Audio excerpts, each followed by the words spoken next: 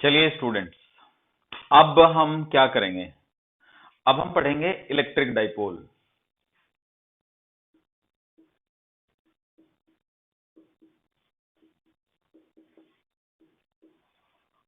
कोई पूछे आपसे कि क्या होता है इलेक्ट्रिक डाइपोल, तो आपको कहना है कि it consist of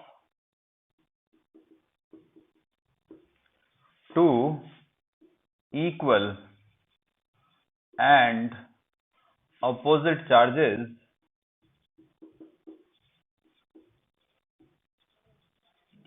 separated by small distance।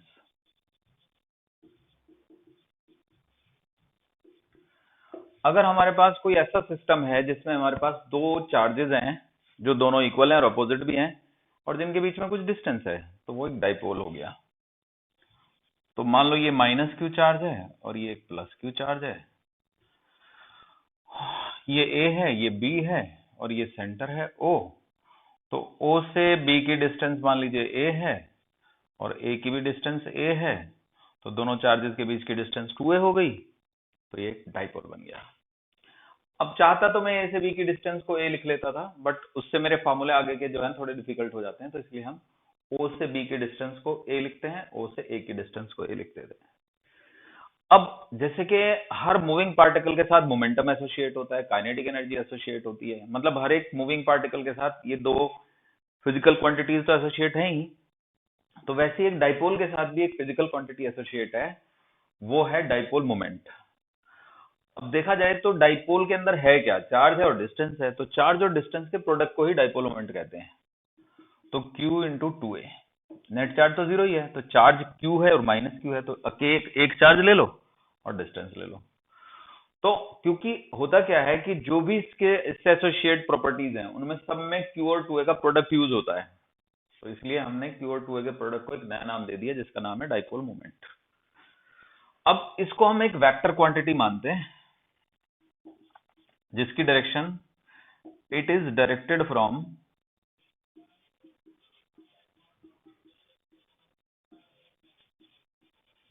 Negative charge to positive charge. मतलब इसकी जो डायरेक्शन होती है वो नेगेटिव चार्ज से पॉजिटिव चार्ज की तरफ ली जाती है फिजिक्स में। केमिस्ट्री में थोड़ा उल्टी ली जाती है, पॉजिटिव से नेगेटिव की तरफ, तो हमें उससे कोई लेना देना नहीं है। तो अब आप कहेंगे सर कोई प्रैक्टिकल डाइपोल है आपकी नजर में? देखो, जैसे मान लो हम H2 मॉलिक्यूल को कंसिडर करें, तो H2 मॉलिक्यूल में दो हाइड्रोजन एटम होंगे और जहां पे पॉजिटिव चार्ज का सेंटर है वहीं पे नेगेटिव चार्ज का सेंटर होगा। ऐसे ही Cl2 मॉलिक्यूल को कंसिडर करें तो उसमें भी दो एटम होंगे, जहां पे पॉजिटिव चार्ज का सेंटर होगा वहीं पे नेगेटिव का सेंटर होगा।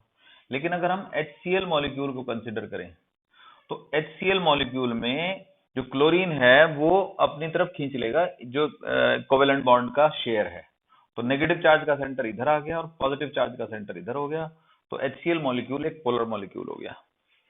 तो ये नॉन पोलर हो गया, नॉन पोलर, ये भी नॉन पोलर हो गया, पर ये पोलर हो गया। मतलब HCl का एक मॉलिक्यूल अपने आप में एक डाइपोल की तरह से बिहेव करेगा। तो एक आइडियल डाइपोल वो होता है जिसमें ये जो क्वांटिटी है, जो Q है, मतलब जो क्वांटिटी आपका Q है वो तो टेंड करे इन्फिनिटी की तरफ, और जो 2a है वो टेंड करे जीरो की तरफ, और जो P है वो फाइनाइट हो जाए। ठीक है ना? 2a tends to zero, Q tends to infinity, P tends to a finite value, P is a finite value. So I hope आप समझ गए। तो चलिए, डाइपोल का इंट्रोडक्शन हो गया। अब सपोज करो कि हम बात करें H2O मॉलिक्यूल की, H2O, तो क्या ये भी पोलर मॉलिक्यूल है और इसका डाइपोल मोमेंट कैसे निकलेगा? तो देखो, अगर मैं बताऊं तो मान लो यहाँ पे O है, ये H है, ये H है, तो इसमें यहाँ पे क्या होगा कि जो शेयर का पेयर है वो ऑक्सीजन की तरफ शिफ्ट हो जाएगा, तो यहाँ पे थोड़ा सा पॉजिटिव चार्ज अपीयर होगा, यहाँ भी पॉजिटिव, यहाँ पे नेगेटिव, तो एक डाइपोल ये बना, एक डाइपोल ये बना, तो दो डाइपोल का एक रिजल्टेंट आ जाएगा। इनके बीच में कुछ एंगल है, मान लो वो थीटा है, तो इसका एक डाइपोल मोमेंट θ/2 की डायरेक्शन में आएगा, तो ये एक डाइपोल की तरह से बिहेव करेगा। ठीक है ना? क्योंकि एक डाइपोल O और H से बन गया, इसे एक O और H से एक और बन गया, तो इन दोनों का रिजल्टेंट θ/2 के एंगल पे आ जाएगा। तो H के और H के बीच में कुछ एंगल होता है 104 समथिंग, तो बस उसके आधे एंगल पे होगा resultant dipole moment. So it will, water is also a polar molecule. Example के तौर पे अगर एग्जाम में क्वेश्चन ऐसा आता है कि भाई देखो, ये एक सिस्टम है, यहाँ पे प्लस क्यू रखा है, यहाँ भी प्लस क्यू रखा है, और यहाँ -2q रखा है, और ये डिस्टेंस a है, ये भी a है। तो हम इस -2q को -q और -q का कॉम्बिनेशन मान लेते हैं। तो एक डाइपोल मोमेंट ये हो गया pa, p is equal to qa, और एक ये हो गया p is equal to qa। तो दो वेक्टर बन गए ना बच्चों, एक इस तरफ और एक इस तरफ, तो इनका रिजल्टेंट ऐसा आ जाएगा ना, p√2। तो p√2 का मतलब हो गया q इंटू में a इंटू में √2, ऐसे हो गया। अब क्योंकि ये वाला एंगल 90 डिग्री है ना, इसलिए ऐसा हुआ। अब यही एंगल अगर 90 के बजाय 60 होता, तो p इंटू p इंटू में cos 60 का आधा, cos 30 हो जाता। मतलब अगर इस तरह से होती ना सिचुएशन, कहाँ बताऊं, यही बताता हूँ, देखो ऐसे, ये q, ये भी q, और ये -2q, ये a, ये भी a। तो एक डाइपोल मोमेंट हो गया pa, एक और हो गया pa, और इनके बीच में एंगल मान लो 60 है। तो 60 का हम बाइसेक्टर करेंगे ना, तो 60 का बाइसेक्टर 30 आएगा। तो जो डाइपोल मोमेंट हो जाएगा वो 2p इंटू में cos 30 हो जाएगा। cos 30 √3/2 होता है, तो p√3 आ गया। p√3 का मतलब हो गया q into a into √3। So this is the answer. तो इसमें क्या आंसर आया, इसमें जो रिजल्टेंट है वो आ जाएगा p इंटू a इंटू में √2। तो ऐसे करके हम डाइपोल मोमेंट निकाल सकते हैं किसी का भी। चलिए आगे बढ़ते हैं।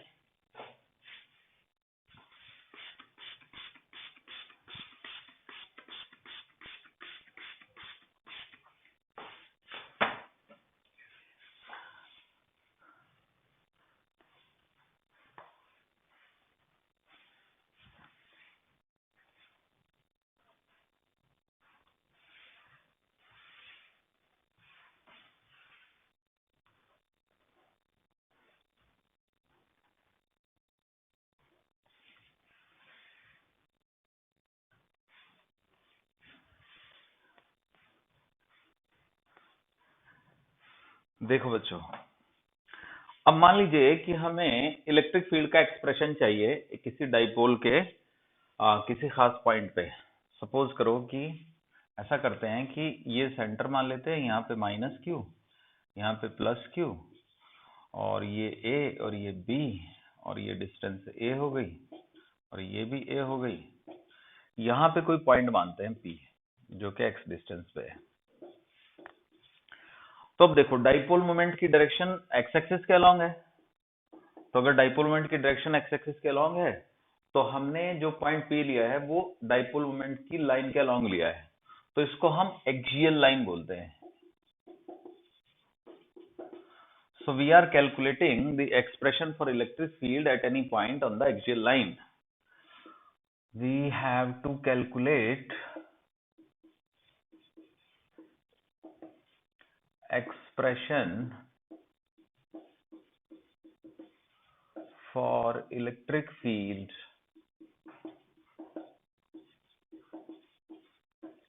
at any point on the axial line. तो दिस इज सो इजी। तो पहले मान लो हम इसका फील्ड निकालते हैं, इसका बी वाले का, ये आ जाएगा E2। फिर इसका निकालते हैं ए वाले का, वो आ जाएगा E1। तो E1 थोड़ा छोटा होगा, तो जो E नेट आएगा ना वो हो जाएगा E2 minus E1 x axis के अलोंग। तो E2 की वैल्यू हो गई आपकी KQ/x माइनस ए का स्क्वायर। E1 की वैल्यू हो गई KQ/x प्लस ए का स्क्वायर। KQ कॉमन, ये हो गया 1/x माइनस ए का square minus 1/x plus A का स्क्वायर। एलसीएम ले लेते हैं, K into Q, X square plus A square minus 2ax plus 2ax minus X square minus A square minus plus 2ax divided by X minus A का whole square into X plus A का whole square. ये आ गया बच्चों। मैंने ना थोड़ा direct कर दिया, एक्स प्लस ए का होल स्क्वायर आना था यहाँ पे एक्स माइनस ए का होल स्क्वायर आना था, तो मैंने वो स्क्वायर खोल दिए। तो जब स्क्वायर को मैंने एक्सपेंड कर दिया तो एक्स स्क्वायर से एक्स स्क्वायर कट गया, ए स्क्वायर से ए स्क्वायर कट गया, 4ax बच गया ऊपर। तो अब जगह नहीं है तो मैं यहाँ पे लिख रहा हूँ। तो E इज इक्वल टू आ गया हमारा k into Q into 4ax by X minus A का स्क्वायर एक्स प्लस ए का स्क्वायर, तो एक्स स्क्वायर माइनस ए स्क्वायर का होल स्क्वायर। सही है, ये आ गया जी। स्क्वायर है ये, थोड़ा इंक ज्यादा निकल रही है आज। एक्स स्क्वायर माइनस ए स्क्वायर का होल स्क्वायर। तो अब इसमें स्पेशल केस लेते हैं। If X is much much bigger than A, तो उस केस में X square minus A square will be nearly equal to X square. X square से एक्स स्क्वायर कट जाएगा और एक्सप्रेशन क्या बचेगा, एक्सप्रेशन बचेगा जी आपका E इज इक्वल टू के Q into 4a divided by x की पावर 3। अब q इंटू 2a को p लिख देंगे, तो ये आ जाएगा 2kp बाई एक्स क्यूब। क्योंकि q इंटू 4a है ना, तो q इंटू 2a तो p है, तो q इंटू 4a 2p हो गया, तो k इंटू 2p यानी 2kp बाई एक्स क्यूब। अब जहां तक बात डायरेक्शन की है, तो डायरेक्शन को आप देख सकते हो कि हमने इस डाइपोल मोमेंट की डायरेक्शन बोला था ना, माइनस से प्लस की तरफ होगी, नेगेटिव चार्ज से पॉजिटिव चार्ज की तरफ। तो जो डायरेक्शन डाइपोल मोमेंट की है वही डायरेक्शन फील्ड की है। तो अगर मैं ई पे वेक्टर चढ़ाऊं तो यहाँ पी पे वेक्टर चढ़ा सकता हूँ। सो this is my answer. So I hope आप समझ गए कि एक्सियल लाइन पे इलेक्ट्रिक फील्ड का एक्सप्रेशन ये होता है।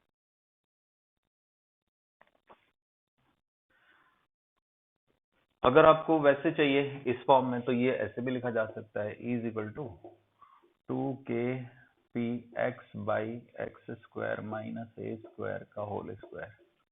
ये वेक्टर ऐसे भी लिख सकते हैं। पता नहीं दिख रहा कि नहीं दिख रहा, चलो दिख ही रहा होगा, एक्स है ये।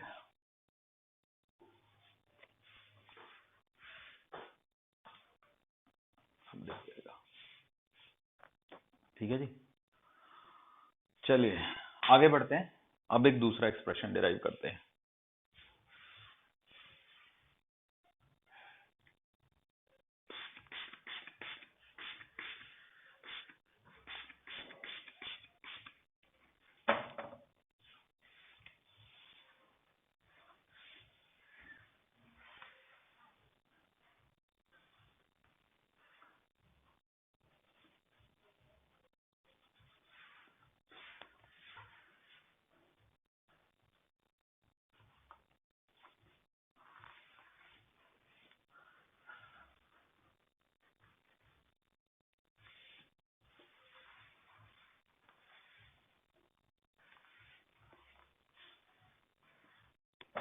देखो बच्चों,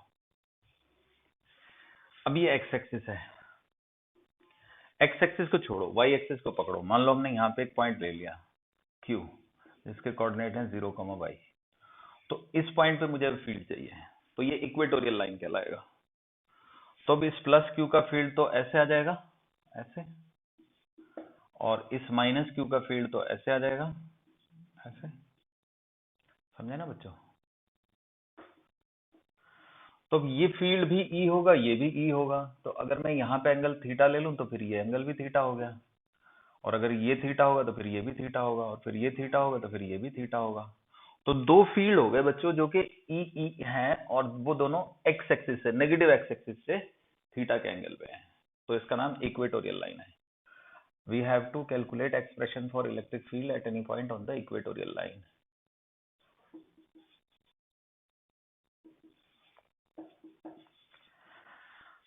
तो अब देखो ई क्यू की वैल्यू आ गई हमारी, क्यू पॉइंट बन गया ना ये, तो 2e cos theta with minus I cap, ऐसे लिख दो। माइनस आई कैप का मतलब इधर की तरफ हो गया ना, तो मैग्नीट्यूड वाइज देखेंगे तो बस चलो मैग्नीट्यूड निकाल लेते हैं। तो 2 इंटू में k इंटू में q अपॉन में X square plus Y square plus A square plus Y square into cos theta.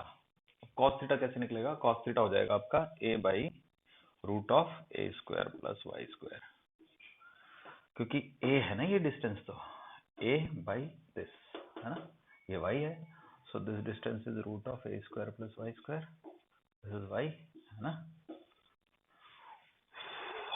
तो 2 इंटू क्यू इंटू ए, ये तो p बन गया, so this is kp by a square plus Y square की power 3/2। अब direction को देखो, तो या तो वही माइनस आई कैप लगाओ या फिर मैं थोड़ा और स्मार्ट खेल लूं, तो ई क्यू के ऊपर अगर वेक्टर चढ़ा है तो यहाँ पे पी के ऊपर वेक्टर चढ़ा है, पर पी का वेक्टर तो उधर है तो माइनस लगा दिया। ठीक है, अब इसी में स्पेशल केस लेते हैं। If y is much bigger than a, then y square plus a square will be nearly equal to y square. अब y square की power 3/2 will become y cube. So EQ will become, या E on the equatorial line will become minus KP vector by y cube. अब याद रखो कि जो expression है ना इक्वेटोरियल लाइन का, उसके फॉर्मूले में माइनस आया और 2 नहीं आया, यानी सेम ही डिस्टेंस पे अगर मतलब एक्स और वाई बराबर होते, एक्स भी वाई होता है और वाई भी बराबर होता, तो एक्सियल लाइन का फील्ड इक्वेटोरियल लाइन के फील्ड का डबल होता, क्योंकि एक्सियल के फील्ड में 2 लगा हुआ है एक्सप्रेशन, इसके एक्सप्रेशन में 2 नहीं लगा हुआ। तो आई होप आपको ये समझ आ गया होगा एक्सप्रेशन दोनों का। ठीक है।